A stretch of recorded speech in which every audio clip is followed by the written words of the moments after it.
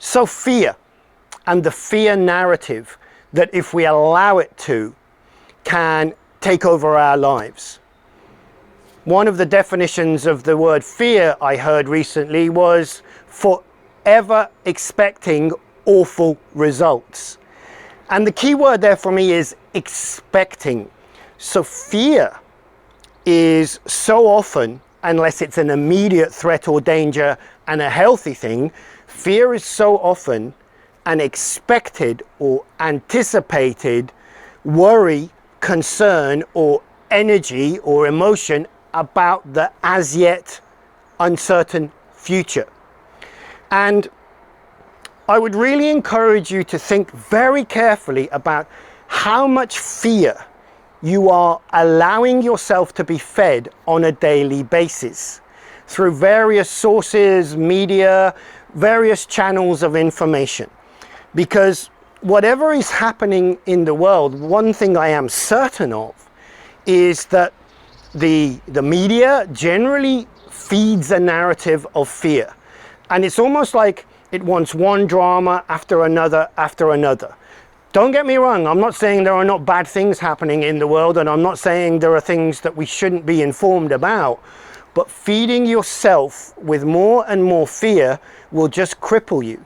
It will take you into a place where you feel helpless. And that's not what it's meant to do.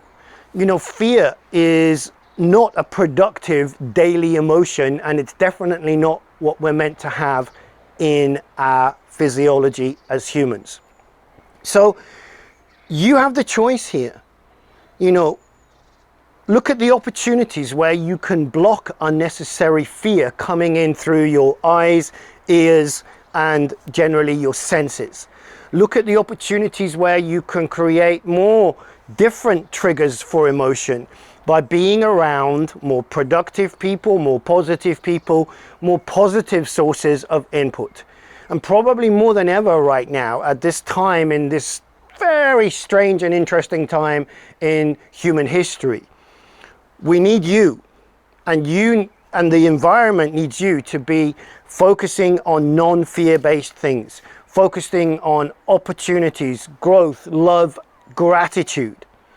And at times like this, where, you know, clearly the world is really in a very challenging place, I often think back to the amazing book, The Meaning of Life by Viktor Frankl.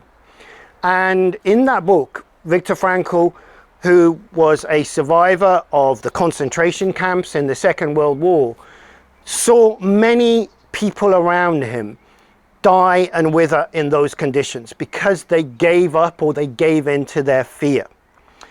Whereas he was adamant that there is still one thing that you can't take away from me, whatever you do to my environment, my mind. And if that's not inspiring, I don't know what is. So your mindset, your focus of attention, your thoughts, and the subsequent energy and actions that come from that, nobody can take that from you. Sure, they can spread fear in the environment. Sure, they can try and scare you. Sure, there are some genuine fears for many people in the world right now because they are under physical threat.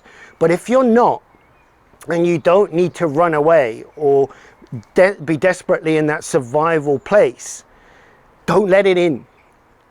Take charge, and maybe, just maybe, you'll find that you're making a bigger impact and a much needed impact on this world right now.